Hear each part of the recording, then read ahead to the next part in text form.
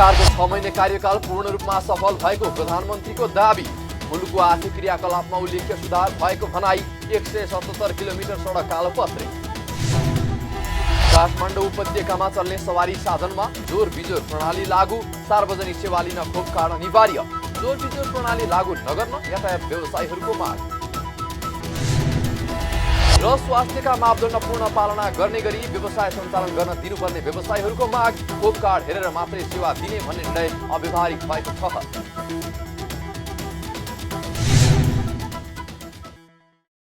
हामी छौं पल पल तपाईसँग,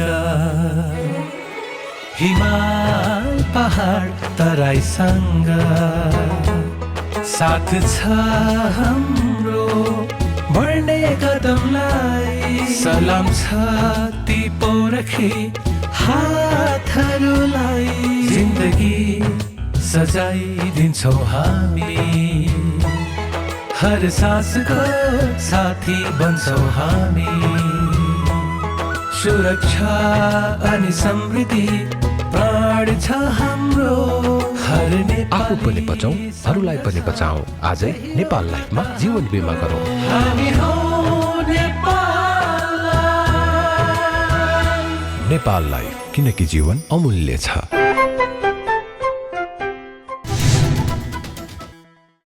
नमस्कार, कारोबार समाचारमा स्वागत छ। अब समाचार विस्तारमा। प्रधानमन्त्री शेरबहादुर देउवाले आफू नेतृत्वको सरकारको 6 महिने कार्यकाल पूर्ण रूपमा सफल भएको दाबी गर्दै मुलुकको आर्थिक क्रियाकलापमा उल्लेख्य सुधार भएको बताउनु भएको छ। प्रधानमन्त्री देउवाले शुक्रबार सरकार सञ्चालनको 6 महिना पूरा भएको अवसरमा देशवासीका नाममा सम्बोधन गर्दै सरकारको 6 महिने कार्यकाल पूर्ण रूपमा सफल भएको दाबी गर्नुभएको हो। उहाँले 47 बुँदे लामो 6 महिने कार्यकालमा भए गरेका कामहरू सार्वजनिक गर्दै आफू सरकारमा आएपछि मुलुकको आर्थिक क्रियाकलापमा उल्लेख्य सुधार भएको बताउँदै मुलुकको आर्थिक क्रियाकलापमा तीव्र विस्तार र सामाजिक क्रियाकलापमा समेत उल्लेख्य सुधार भएको दाबी गर्नुभयो। उहाँले सरकारले 6 महिनामा गरेको काम र हासिल भएको उपलब्धिले सरकार सही दिशामा अगाडि बढेको स्पष्ट भएको भन्दै मुलुकमा राजनीतिक स्थायित्वसँगै विकास, स्थायित्व र समृद्धि हासिल गर्ने बलियो आधार खडा भएको बताउनुभयो। यद्यपि यसमै सन्तोष गरेर नबस्ने तथा विकास र समृद्धिको यात्रालाई थप गति दिने उहाँले प्रतिबद्धता व्यक्त गर्नुभयो। मैले सरकारको नेतृत्व गरेपछि आर्थिक सामाजिक रूपान्तरणको आधार निर्माणका लागि उच्च र समन्वयिक आर्थिक विकास दरमा जोड दिने, उत्पादनमुखी अर्थतन्त्रलाई प्रवर्धन गर्ने, स्वदेशी कच्चा पदार्थ र श्रम उपयोग हुने, निकासीजन्य वस्तुको उत्पादन गरी बल्ती निकासी बढाउने, आपूर्ति व्यवस्थामा सुधार गर्ने, महँगी नियन्त्रण गर्ने तथा भ्रष्टाचारजन्य कारबाहीको छानबिन, अनुसन्धान र तहकिकातका लागि अग्रसरता लिने कार्यहरू भएका छन्। संघ सरकारले अङ्गीकार गरेको नीतिहरूप्रति जनसमर्थन सहयोग प्राप्त भएको छ।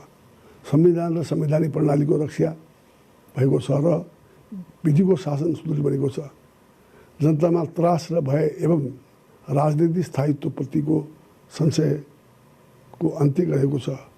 सरकारले कार्यभार सम्हालेको 6 महिनाको अवधिमा भएका कार्यहरूमध्ये प्रतिनिधिमूलक उदाहरणको रूपमा उल्लेख भएका माथि उल्लेखित कार्यहरू र हासिल भएका मुख्य उपलब्धिले सरकार सही दिशामा अघि बढेको स्पष्ट छ।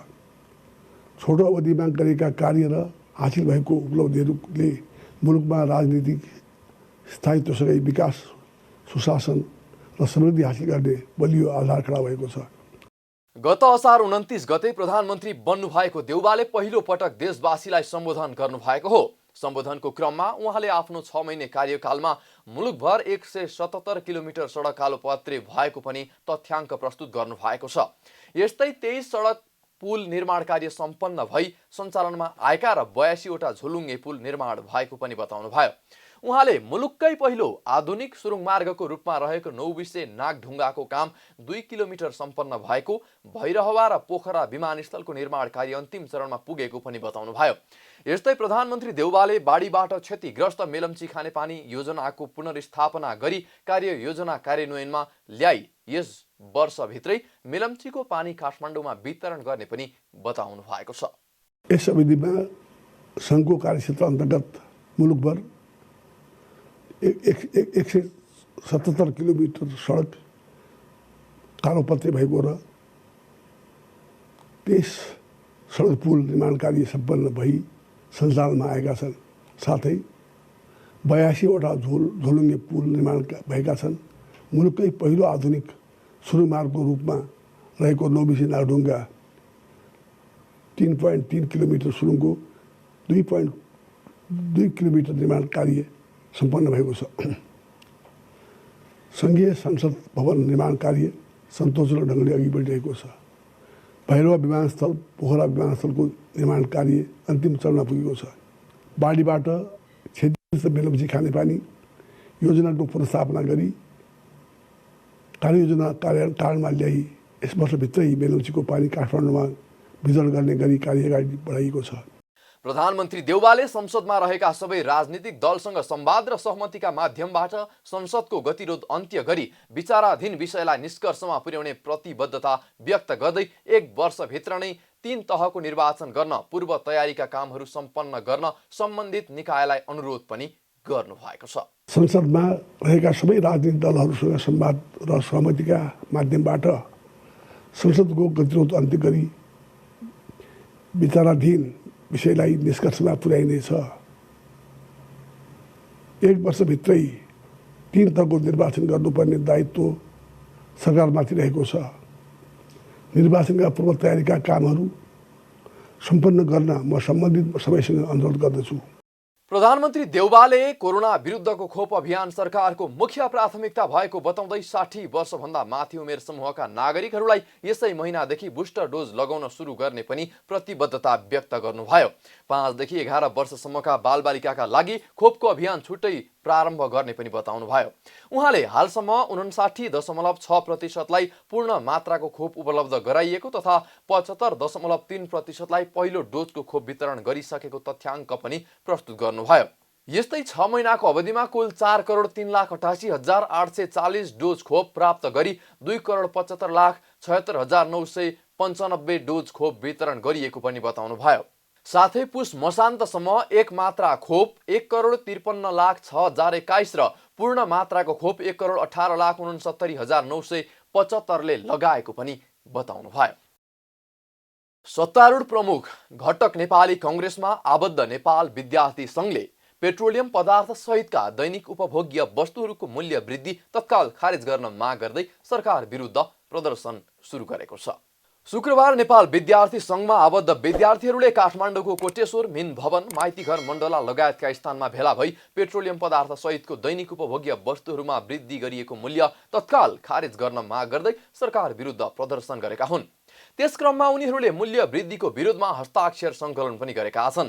मूल्य वृद्धिको चर्को मारमा परेपछि त्यसको विरोधमा हस्ताक्षर अभियान समेत सञ्चालन गरिएको र त्यो छिट्टै सरकारले बुझाउने नेपाल विद्यार्थी सङ्घ प्राविधिक विद्यार्थी परिषदका अध्यक्ष आदर्श मल्लले जानकारी दिनुभयो।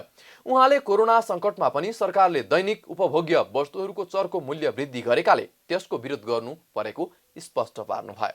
आज जुन चरम मात्रामा चर्को मूल्यमा जुन खाद्यान्नदेखि लगायत पेट्रोलदेखि लगायत डिजेल लगायत विभिन्न चाहिँ के अरे दैनिक उपभोग्य वस्तुहरूमा जुन तरिकाले आज मूल्य वृद्धि भएको छ त्यसका विरुद्ध यस्तो यो कोरोना महामारीमा हामीले चाहिँ के अरे स्वास्थ्य मापदण्डलाई अपनाएर थोरै सङ्ख्यामा हामी चाहिँ साङ्केतिक रूपमा चाहिँ यो चाहिँ मूल्य वृद्धि विरुद्धको आन्दोलनमा हामी प्रोटेस्टमा हामी आज हुमिएका छौँ।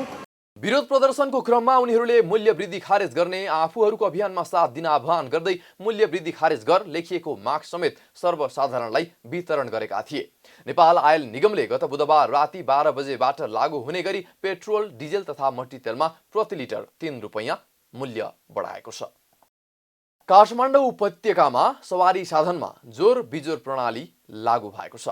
नयाँ भेरिएन्ट सहितको कोरोना भाइरस संक्रमण तीव्र गतिमा बढेकाले शुक्रबार रातिबाट सवारी साधनमा जोर बिजोर प्रणाली लागू हुने भएको छ। नयाँ भेरिएन्ट सहितको कोरोना भाइरस संक्रमण बढेकाले काठमाडौँ, ललितपुर र भक्तपुर जिल्लाका जिल्ला प्रशासन कार्यालयका प्रमुखहरूको संयुक्त बैठक बसेर आदेश जारी भएको हो। आदेश अनुसार सार्वजनिक र निजी सवारी साधनहरू 2 पाङ्ग्रे सहित उपत्यका भित्र जोर गते जोर र बिजोर गते बिजोर नम्बर प्रणालीमा सञ्चालन गर्नुपर्नेछ। जिल्ला प्रशासन कार्यालय काठमाडौँका सहायक प्रमुख जिल्ला अधिकारी उमाकान्त अधिकारीले भिडभाड जन्य क्रियाकलाप र गतिविधिहरूलाई रोक्न सवारी साधनमा जोर बिजोर प्रणाली लागू गर्नु परेको बताउनुभयो। सवारी साधनको जोर बिजोर प्रणालीले आवश्यकता बाहेकका गतिविधिलाई निरुत्साहित गर्ने ठहरका साथ प्रशासनले यस्तो निर्णय गरेको उहाँले बताउनुभयो। अत्यावश्यक काममा हिन्डुल गर्ने कुरा त हाम्रो ठाउँमा चाहिँ स्वाभाविक रूपमा छ।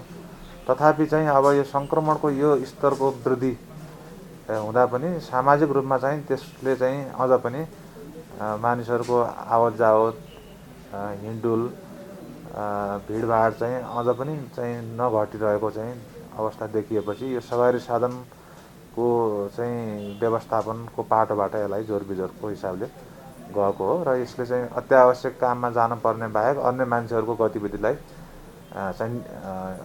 चाहिँ यो जुन भिडभाड जन्य गतिविधि छ क्रियाकलाप छ त्यसलाई केही हदसम्म यसलाई निरुत्साहित गर्छ भन्ने चाहिँ यसको मकसद हो।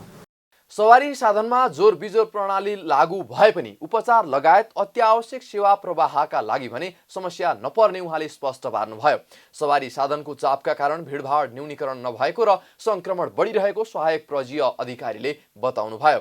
सवारी साधन कम चल्दा भिडभाड जन्य गतिविधि कम हुने उहाँले उल्लेख गर्नुभयो। हिँडडुल गर्ने घुमफिर गर्ने बजार घुम्ने चाहिँ अब अन्य गतिविधि जुन अत्यावश्यक अहिले चाहिँ आवश्यक छैन यो बेलामा चाहिँ अलिकता चाहिँ गतिविधि नगर्दा पनि हुने खालका गतिविधि पनि अलिकता सवारी साधनको चापसँगै त्यो भिडभाड चाहिँ अझ पनि न्यूनीकरण नभएको अवस्था विद्यमान छ। जति सवारी साधन भयो त्यति चाहिँ मानिसहरूको चहल पहल अझ बढ्दै गएको र अलिकता अझ सङ्क्रमणको वृद्धि यो स्तरसम्म आइपुगेको छ है भन्ने कुरा अझ पनि एउटा मानिसहरूमा एक खालको चाहिँ यो धारणा बनि नसकेको देखियो। त्यसकारण चाहिँ अब अत्यावश्यक काममा हिँड्ने नागरिकहरूको लागि अहिले पनि अप्ठ्यारो बाधा छैन। सवारी साधनको सीमितताले भिडभाड जन्य गतिविधिमा निरुत्साह हुन्छ नियन्त्रण हुन्छ भन्ने हाम्रो बुझाइ हो।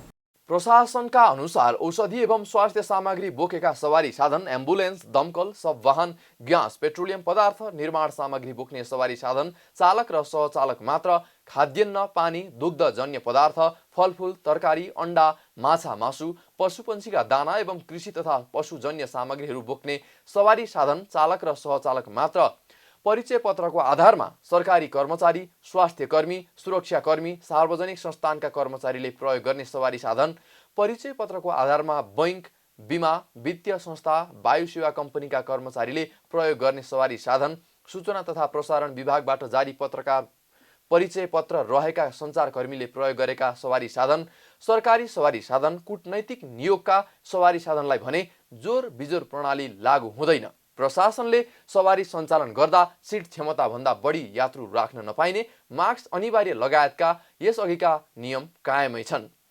शपिङ मल डिपार्टमेन्ट स्टोर लगायतका पसल र पार्टी प्यालेसहरूमा एक पटकमा 20 जना भन्दा बढी प्रवेश दिन पाइने छैन भने खोप कार्ड अनिवार्य गरिएको छ।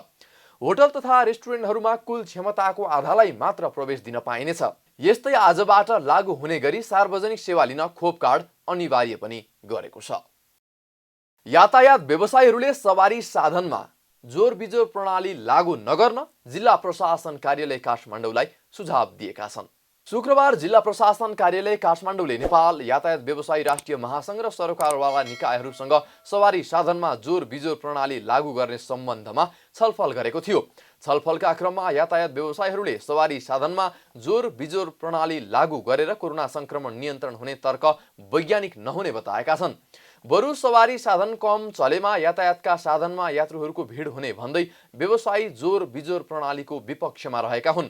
यद्यपि सरकारले गरेको निर्णय आफूहरूले मान्ने व्यवसायीको भनाइ छ। नेपाल यातायात व्यवसायी राष्ट्रिय महासंघका महासचिव सरोज सिटौलाले सवारी साधनमा जोर बिजोर प्रणाली नगर्दा प्रभावकारी हुने सुझाव दिएको बताउनुभयो। सार्वजनिक सवारीको साटो निजी सवारी साधनलाई रोक्नुपर्ने उहाँको भनाइ छ। जिल्ला प्रशासन कार्यालयले नेपाल यातायात व्यवसायी राष्ट्रिय महासंघ र हामी सरकारवाला निकायलाई हामीलाई बोलाएर जुन छलफल गर्नुभयो छलफलमा हामीले सुझाव के दिएका छौँ। सरकारले गरेको निर्णयलाई त अब पालना गरेर जानुपर्छ, सबै नागरिकले जानुपर्छ। तर हाम्रो वैज्ञानिक सुझाव चाहिँ अहिले पनि सिडिओ साहबलाई के रह्यो भनेदेखि सार्वजनिक सवारी साधनलाई चाहिँ जोर बिजोर नगर्दा प्रभावकारी हुन्छ भन्ने हाम्रो सुझाव दिएका छौँ। प्रभावकारी हुन्छ होइन, बरु प्राइभेट गाडीलाई सबै प्राइभेट गाडी रोके पनि केही फरक पर्दैन। जोर बिजोर चल्दा सवारी साधन कम चल्ने र यात्रुको भिड बढ्ने उहाँले बताउनुभयो। यो प्रणालीले सवारी साधन जरिवानाको निशानामा पर्ने उल्लेख गर्नुभयो। त्यसैगरी व्यवसायीले ट्याक्सी र पर्यटकीय बसलाई पनि जोर बिजोर लागू गर्न नहुने सुझाव दिएको महासचिव सिटौलाले बताउनुभयो। कोरोना महामारीलाई मध्यनजर गर्दै व्यवसायीहरूले स्वास्थ्यका मापदण्ड पूर्ण पालना गर्ने गरी व्यवसाय सञ्चालन गर्न दिनुपर्ने माग गरेका छन्। विभिन्न पेसामा आबद्ध व्यवसायीहरूले कोरोनाको भयावह अवस्था देखिएपछि विगतका दिनमा सरकारले लकडाउन गर्ने गरेको र त्यसले अर्थतन्त्रमा ठूलो असर पारेको भन्दै व्यवसायीहरूले अब कोरोनासँगै व्यवसाय सञ्चालन गर्न सरकारले सहजता प्रदान गर्नुपर्ने माग गरेका हुन्।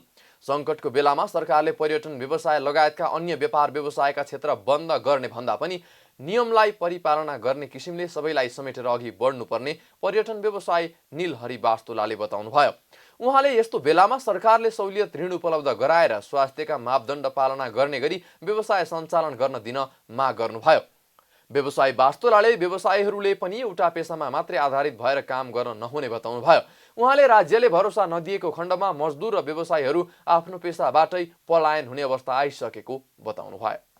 पर्यटन व्यवसायलाई सँगसँगै जीवित गराउँदै अब तपाईँको चाहिँ अल्टरनेट बिजनेसमा पनि व्यवसायीहरूलाई तपाईँको चाहिँ व्यवसायीहरूले जान आवश्यक छ। यो पर्यटन क्षेत्र भनेको चाहिँ यस्तो क्षेत्र यो तपाईँहरूको चाहिँ यो क्षेत्रलाई चाहिँ हामीले या तपाईँहरूले अहिलेसम्म यत्रो योगदान दिनुभएको छ, यसलाई हामीले चाहिँ राज्यको तर्फबाट हामीले जे गर्नुपर्छ हामी गर्छौँ भनेर राज्यले चाहिँ अहिले चाहिँ कमसेकम केही बोलिदिनु पर्ने बेला, सहयोग गरिदिनु पर्ने बेला अब चाहिँ आइसकेको छ। यसमा यदि ढिलो गर्यो भनेदेखि भोलि पर्यटन व्यवसाय र पर्यटन व्यवसायीहरू थुप्रै साथीहरू विस्थापित हुने समस्या छ। त्यसै गरी मजदुर साथीहरू, मजदुर बेगर हाम्रो पर्वतीय पर्यटन फेरि चल्दैन, किनभने ट्रेकिङ जानका लागि त मजदुरी साथीहरू चाहियो।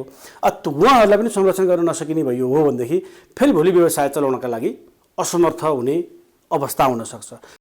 त्यस्तै यति एयरलाइन्सका प्रवक्ता सुदर्शन बर्तौलाले खोप कार्ड हेरेर मात्रै विमानमा चढ्न दिने भन्ने निर्णय अव्यावहारिक भएको बताउनुभयो। उहाँले सरकारले यो निर्णयका लागि मात्रै गरेको भन्दै उहाँले व्यवहारमा उतारेर कार्यान्वयन गर्न नसकिने बताउनुभयो। उहाँले सबै बालबालिकाहरूले कोरोना विरुद्धको खोप लगाइ नसकेको र नेपालमा पनि पर्याप्त जनसङ्ख्याले खोप नपाएकोले सरकारले गरेको उक्त निर्णय कार्यान्वयनमा लैजान कठिन रहेको बताउनुभयो। प्रवक्ता बर्तौलाले विमानस्थलमा खोप कार्ड लगाएकाहरूलाई मात्र चढ्न दिँदा त्यसको रेकर्ड राख्ने सिस्टम नभएको भन्दै उहाँले सरकारले त्यस्ता निर्णयलाई सच्याएर सहजतापूर्वक काम गर्ने वातावरण मिलाइदिनु पर्ने बताउनुभयो। अहिलेसम्म नेपालीहरू 35 to 40% मात्रै खोप लगाएको अवस्था छ। अब त्यो बाँकी 65% चाहिँ प्लेन जहाज चढ्न पाउने कि नपाउने त्यो अवस्था पनि छ। अर्को कुरो 18 वर्षभन्दा मुनिकोले खोप लगाइसकेको अवस्था छैन। अब बच्चाहरूलाई चढ्न दिने कि नदिने, अब कार्यान्वयन गर्ने हो भने त त्यो सबै राम्रोसँग कार्यान्वयन गर्नु पर्यो। होइन भने खालि यो निर्णयको लागि मात्रै गरेर चाहिँ अलिकति अव्यावहारिक छ जस्तो लाग्छ। अर्को कुरो एयरपोर्टमा त्यो कार्ड हेरिसकेपछि त्यसको रेकर्ड राख्ने सिस्टम के त? न त्यो कार्डमा कुनै कोड नम्बरहरू छ अथवा कुनै नम्बरिङहरू छ, त्यो नम्बरको आधारमा हामीले यो आधारले चढ्न दिउँ भनेर। अब भोलि कसैले आएर हामी कहाँ खोजेर खोप लगाएको मान्छे कार्ड देखाएर गयो कि गएन भन्ने हेर्न आयो भने हामीले देखाउन सक्ने प्रुफ केही पनि हुँदैन। त्यो हुँदाखेरि यसलाई चाहिँ व्यवहारिक छ जस्तो लाग्दैन। भोलि कार्डै नलिकन कोही आयो भने पनि अब बोर्डिङ पास चाहिँ दिनुपर्ने अवस्था हुनसक्छ। त्यस्तै होटल सङ्घका उपाध्यक्ष विनायक शाहले सरकारले जारी गरेको निर्देशनमा नियन्त्रणको कुरा मात्रै नभएको तर कोरोनासँगै अर्थतन्त्र अघि बढाउने रणनीति नरहेको बताउनुभयो। उहाँले सरकारले विगतमा झैं यस वर्ष पनि निर्देशन जारी गर्दा अर्थतन्त्रलाई उकास्न कुनै पहल नगरेको बताउनुभयो। उपाध्यक्ष शाहले व्यवसाय टिकाउने कुरामा पनि ध्यान दिनुपर्ने भन्दै आर्थिक गतिविधिलाई पनि चलायमान बनाएर अघि बढ्नुपर्ने बताउनुभयो। सरकारले जुन 36 बुँदे अथवा सिडिओ साहबहरूले डिएमसिसीहरूले अब 27 बुँदे विभिन्न यो निर्देशनहरू आयो, निर्देशनमा खालि कन्ट्रोलिङ कुराहरू मात्रै छ, रोक्ने कसरी भन्ने मात्रै कुराहरू छ। सँगसँगै के आउनु पर्थ्यो भन्दाखेरि रोजीरोटी, व्यवसाय, जीवनयापन पनि कसरी गर्ने त? रोग पनि छ, भोग पनि छ। अब सबै कुरा भन्दै गर्दाखेरि मान्छेले के खान्छ त? एउटा ठुलो जमात चाहिँ बिहान काम गरेर बेलुका खाने छ। जस्तो हामी व्यवसाय गर्ने मान्छेहरू, हामीले हाम्रो दायित्व, आर्थिक दायित्व, हामीसँग काम गर्ने कामदार कर्मचारीको जीवनयापन कसरी गर्छ भन्ने कुराहरू सरकारले हेरेकै छैन। भनेको दुईतर्फी हुनु पर्यो। एकतर्फी ठिक छ, अब स्वास्थ्यको मापदण्ड पालना गर्ने, स्वास्थ्य अहिलेको यो यत्रो ठुलो सङ्क्रमण भएको बेलामा कन्ट्रोल गर्नु ठिक हो, तर त्यो सँगसँगै उपायहरू व्यवस्थापन कसरी गर्ने जीवनयापनका कुराहरू व्यवसाय टिकाउने कुराहरू चाहिँ सरकारले हेरेकै छैन त्यो पनि हेरिदिनु पर्यो। उपाध्यक्ष शाहले सरकारले आर्थिक क्षेत्रलाई नजरअन्दाज नगरी सँगै लिएर जानुपर्ने बताउनु भयो। सर्वसाधारणको लापरवाहीले स्वास्थ्यकर्मीहरूमा कोभिड संक्रमण बढ्ने भन्दै सबैलाई सावधानी अपनाएर काम गर्न स्वास्थ्य तथा जनसङ्ख्या मन्त्रालयले ध्यान आकर्षण गराएको छ। स्वास्थ्यकर्मीहरूमा कोभिड संक्रमणको दर बढ्न गई स्वास्थ्य सेवा प्रवाहमा प्रत्यक्ष असर पर्ने भन्दै आम नागरिकहरूलाई स्वास्थ्यका मापदण्ड पूर्ण पालना गर्न आग्रह गरेको हो। स्वास्थ्य तथा जनसङ्ख्या मन्त्रालयका सहप्रवक्ता डाक्टर समीर कुमार अधिकारीले ओमिक्रोन भाइरस स्वास्थ्यका हिसाबले कम जोखिमपूर्ण रहे पनि संक्रमण दर बढाइरहेको बताउनु भयो। उहाँले आम मानिसहरूले स्वास्थ्य सम्बन्धी सरकारले बनाएका मापदण्ड पूर्ण पालना गर्ने र कोरोना विरुद्धको खोप अनिवार्य लगाएमा बढ्दो कोरोना संक्रमणलाई कम गर्न सकिने बताउनु भयो। सहप्रवक्ता अधिकारीले ओमिक्रोन भेरिएन्ट तीव्र संक्रामक रहेकोले घर परिवारमा पनि कोभिडबाट आफू बच्न र अरूलाई पनि बचाउनका लागि स्वास्थ्य मापदण्डको पूर्ण पालना गर्ने र आफूलाई संक्रमण भए 7 दिन अघिसम्म भेटघाट गरेका मानिसहरूलाई सचेत गराउन अनुरोध गर्नुभयो। उहाँले सरकारले स्वास्थ्यका पूर्वाधारहरू बढाए पनि स्वास्थ्यकर्मीहरू गुणात्मक रूपमा बढाउन असहज भएको पनि बताउनु भयो। अहिले अब यो संक्रमणको हामी उच्च अवस्थाबाट गुज्रिरहेका छौँ। धेरै संक्रमण पुष्टि भइरहेको अवस्था छ। यो केही समय अलिकति रहन्छ, त्यसपछि हामी बिस्तारै कम हुँदै जाने अवस्था हुन्छ। यो बिचमा यो गाह्रो अवस्थामा हामी जोगिने र अरूलाई जोगाउनका लागि हामीसँग उपलब्ध भएका उपाय भनेका जनस्वास्थ्यका मापदण्ड र कोभिड-19 विरुद्धको खोप नै हो। दोस्रो लहरमा हामीले सिकेका कुराहरूका आधारमा स्वास्थ्यमा पूर्वाधारहरू धेरै थपिएको छ। सबै पूर्वाधार धेरै थपिए पनि हामीले स्वास्थ्य कर्मीहरू त त्यो गुणात्मक रूपमा थप्न सक्ने अवस्था हुँदैन। भएका स्वास्थ्य कर्मीहरूलाई तालिम दिने र थप केही स्वास्थ्य कर्मीहरू करारमा लिने व्यवस्था गर्ने काम चाहिँ हामीले गरेका छौँ। तर जुन गतिमा संक्रमण बढ्दै जान्छ त्यो गतिमै स्वास्थ्य कर्मीहरू आफ्नो काम गर्ने ठाउँबाट अनुपस्थित रहनुपर्ने अवस्था हुँदा सेवा प्रवाहमा चुनौती हुन्छ। अहिले पछिल्लो सबभन्दा ठुलो चुनौती त्यो हो। सहप्रवक्ता अधिकारीले कोभिड-19 संक्रमण पुष्टि भएको 7 दिनसम्म अनिवार्य रूपमा आइसोलेसनमा बस्नुपर्ने र त्यसपछि पनि लक्षण देखिए थप आइसोलेसनमा बस्न सुझाव दिनुभयो। उहाँले कोरोना भएको 7 दिनसम्म आइसोलेसनमा बसेको छ र 7औं दिनपछि कुनै लक्षण देखिएको छैन भने कोरोना परीक्षण गराउनुको कुनै औचित्य नरहेको पनि स्पष्ट पार्नुभयो। कोभिड-19 संक्रमण पुष्टि भएको मलाई अहिले संक्रमण पुष्टि भयो भने मैले 7 दिनसम्म अनिवार्य रूपमा पृथकवास बस्नुपर्ने हुन्छ। म छुट्टै बस्ने काम गर्नुपर्छ, अरू व्यक्तिसँग भेटघाट नगर्ने काम हामीले गर्नुपर्ने हुन्छ। म संक्रमण पुष्टि भएपछि गएको 7 दिनभित्र मेरो सम्पर्कमा को आउनुभएको थियो भन्ने कुराहरू जानकारी राखेर उहाँहरूलाई म संक्रमण पुष्टि भएँ, तपाईँले 7 दिन हेर्नुहोस् है, म यस्तो भएको छ, तपाईँलाई नि केही हुनसक्छ भन्ने हिसाबले सूचित गर्न चाहिँ हामीले चुक्नु हुँदैन। त्यस्तो गर्दा संक्रमणको गतिलाई हामीले ठ्याक्क रोक्न सक्छौँ। त्योभन्दा अरू व्यक्तिहरूमा नजाने अवस्था हुन्छ। म संक्रमण पुष्टि भएर आइसोलेसनमा बसेको छु भने म 7 दिन अहिलेका लागि हामीले अध्ययन अनुसन्धानहरू सबै हेरेर 7 दिनपछि संक्रमण सर्दैन भन्ने कुराहरू पुष्टि भएको आधारमा हामीले 7 दिनको लागि आइसोलेसनको अवधि तोकेका छौँ। 7 दिनपछि परीक्षण गर्नुको कुनै औचित्य छैन। सहप्रवक्ता अधिकारीले अतिरिक्त खोप सरकारले उपलब्ध गराइरहेकोले पहिला लगाएको खोप मात्रै लगाउनु पर्ने सुझाव दिनुभयो। उहाँले कोभिसिल्ड र अस्ट्राजेनिका नाम फरक भए पनि बनाउने प्रक्रिया एकै भएकोले यी दुई खोपमा भने रोजेर लगाउन सकिने बताउनु भयो। पछिल्लो एक सातामा शेयर बजार मापक नेप्से परिसूचकमा 73.59 अङ्कको वृद्धि भएको छ। गत साताको बिहिबार अन्तिम कारोबारको दिन परिसूचक 165.28 अङ्कले बढेर 2857.75 अङ्कमा पुगेर रोकिएको थियो। यो साताको 5 दिन कारोबार भएको नेप्से परिसूचक 3 दिन बजार उकालो लाग्दा 2 दिन भने गिरावट आएको छ। यो साताको 5 दिनको कारोबारमा नेप्से परिसूचक 73.59 अङ्कले बढेर 2931.59 अङ्कमा पुगेर रोकिएको छ। अघिल्लो साता 165.28 अङ्कले बढेको नेप्से परिसूचक यो साता 73.59 अङ्कले बढेको हो। पछिल्लो एक सातामा नेप्से परिसूचकसँगै लगानीकर्ताको सम्पत्तिमा पनि वृद्धि भएको छ। गत साता 2 खर्ब 6 अर्ब 78 करोड रुपैयाँले बढेको लगानीकर्ताको सम्पत्ति यो साता 1 खर्ब 5 अर्ब 41 करोड रुपैयाँले बढेको छ। गत बिहिबार शेयर बजारमा रहेको लगानीकर्ताको सम्पत्ति मापक बजार पुँजीकरण कुल 40 खर्ब 37 अर्ब 12 करोड रुपैयाँ रहेको थियो। यो साता 1 खर्ब 5 अर्ब 41 करोड रुपैयाँ सम्पत्ति बढेर 41 खर्ब 42 अर्ब 53 करोड रुपैयाँ कायम भएको छ।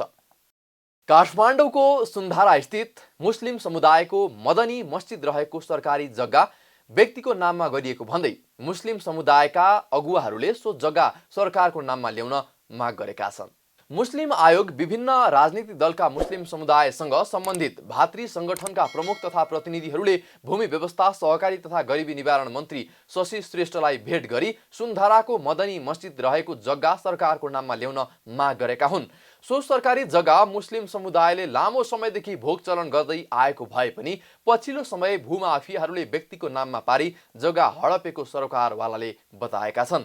मन्त्री श्रेष्ठलाई सो जग्गा मस्जिद कायम रहने गरी सरकारको नाममा ल्याउन अनुरोध गरिएको र उहाँले सो जग्गा सरकारको नाममा फिर्ता आउने तथा मस्जिद कायम रहने आश्वासन दिनुभएको मुस्लिम आयोगका अध्यक्ष समीम मिया अन्सारीले बताउनु भयो। आज यो सुन्धारा मदनी मस्जिदको विषयमा माननीय मन्त्रीज्यूलाई मुस्लिम आयोगको तर्फबाट यसभन्दा पहिला पनि पत्रचार हामीले गरेका थियौँ। जुन सरकारको नाममा रहेको जग्गा जुन व्यक्तिको नाममा हुने गरेछ भुलवश त्यसलाई सरकारकै नाममा ल्याई र जुन विगत लामो समयदेखि सयौं वर्षदेखि मुस्लिम समुदायको एउटा चाहिँ इस्लामको धार्मिक आस्थाको रूपमा चाहिँ मस्जिद कायम भएछ, त्यो मस्जिद नै कायम रहने गरी सरकारको नाममा जग्गा ल्याउने विषयमा र यसमा चाहिँ अब जस्तो विभिन्न पार्टीका खास गरी चाहिँ अब एमाले, कांग्रेस, माओवादी, नेकपा एस लगायतका पार्टीका भातृ संगठनका प्रमुखज्यूहरू पनि सामूहिक रूपमा उहाँले पनि छुट्टै आफ्नो चाहिँ पत्र चाहिँ माननीय मन्त्रीज्यूलाई दिनुभयो र त्यस्तै गरी सुन्धारा मस्जिदको तर्फबाट पनि अध्यक्षज्यूले पत्र दिनुभएको छ र सबैको चाहिँ त्यहाँ चाहिँ अब कुरा चाहिँ माननीय मन्त्रीज्यू समक्ष चाहिँ राख्नुभयो र अहिले माननीय मन्त्रीज्यूले चाहिँ यो विषयमा अत्यन्तै गम्भीर भएर यो सरकारको जग्गा सरकारकै नाममा फिर्ता आउँछ र जुन विगत लामो समयदेखि मुस्लिम समुदायले भोगचलन गर्दै आएको मुस्लिम समुदायको धार्मिक आस्थाको कुरा त्यहाँ रहेको र त्यही नै कायम रहन्छ भन्ने कुरा चाहिँ माननीय मन्त्रीज्यूले आश्वासन दिनुभएको छ। मुस्लिम समुदायका अगुवाहरूले सो जग्गा छिट्टै सरकारको नाममा आउनेमा विश्वास व्यक्त गरेका छन्। नेपालको मौलिक सम्पदामा काष्ठकलाको संरक्षण तथा प्रवर्धन गर्ने उद्देश्यले काठमाडौँमा काष्ठकला प्रशिक्षण सञ्चालन भएको छ। काठमाडौँ महानगरपालिका र नेपाल हस्तकला महासङ्घको संयुक्त पहलमा गत पुष 8 गतेदेखि 45 दिने काष्ठकला विधामा प्रशिक्षण तालिम काठमाडौँको राष्ट्रिय सभागृहमा सञ्चालन भइरहेको हो। प्रशिक्षणको मुख्य उद्देश्य नेपालको मौलिक सम्पदामा काष्ठकलाको संरक्षण तथा प्रवर्धन गर्ने रहेको छ। काष्ठकला तालिमका प्रशिक्षक राजानन्द शिल्पकारले काठमाडौँ उपत्यकामा 2072 सालको महाभूकम्पले भत्काएका मौलिक कलाकृतिको मर्मत गर्नको लागि कलाकारको आवश्यकता परेकाले काष्ठकला विधामा प्रशिक्षण दिएको बताउनुभयो। उहाँले काष्ठकला तालिमले युवाहरूलाई रोजगारी दिने र कलाकृतिको पनि संरक्षण हुने बताउनुभयो। यो प्रशिक्षण जम्मा 45 दिनको चाहिँ नि गर्नुभएको रहेछ। अब यो नेपाल यहाँ उपत्यकाभित्रको चाहिँ नि कलाकृति काष्ठ कलाकृति चाहिँ नि जुन भूकम्पले चाहिँ नि बिग्रेको चाहिँ नि अहिले मर्मत गर्नको लागि कलाकारहरूको चाहिँ आवश्यकता भएको कारणले गर्दाखेरि यो चाहिँ नि प्रशिक्षण दिन लागि हो। तर र अर्को चाहिँ नि बेरोजगारको लागि रोजगारको रूपमा दिन सकोस् भनेर उहाँहरूलाई रोजगार पाउनुको लागि पनि यो दिएको हो। काष्ठकला प्रशिक्षणमा सहभागी सुमन स्थापितले 45 दिने तालिमले काष्ठकला विधाको कोर्स पूरा नहुने बताउनुभयो।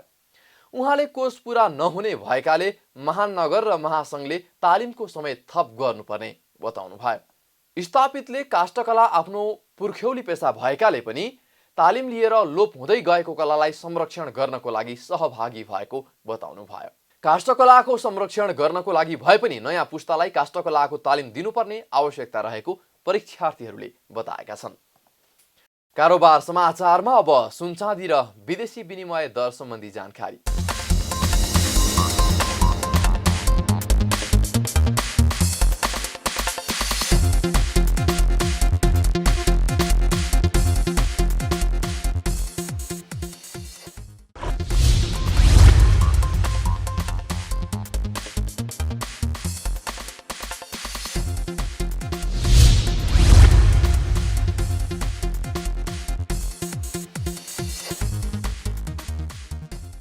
बिदा हुनु अघि अहिलेसम्मका प्रमुख समाचार फेरि एकपटक। सरकारको 6 महिने कार्यकाल पूर्ण रूपमा सफल भएको प्रधानमन्त्रीको दाबी। मुलुकको आर्थिक क्रियाकलापमा उल्लेख्य सुधार भएको भनाई। 177 किलोमिटर सडक कालोपत्रे। काठमाडौँ उपत्यकामा चल्ने सवारी साधनमा जोर बिजोर प्रणाली लागू। सार्वजनिक सेवा लिन खोप कार्ड अनिवार्य। जोर बिजोर प्रणाली लागू नगर्न यातायात व्यवसायीहरूको माग। र स्वास्थ्यका मापदण्ड पूर्ण पालना गर्ने गरी व्यवसाय सञ्चालन गर्न दिनुपर्ने व्यवसायीहरूको माग। खोप कार्ड हेरेर मात्रै सेवा दिने भन्ने निर्णय अव्यावहारिक भएको छ।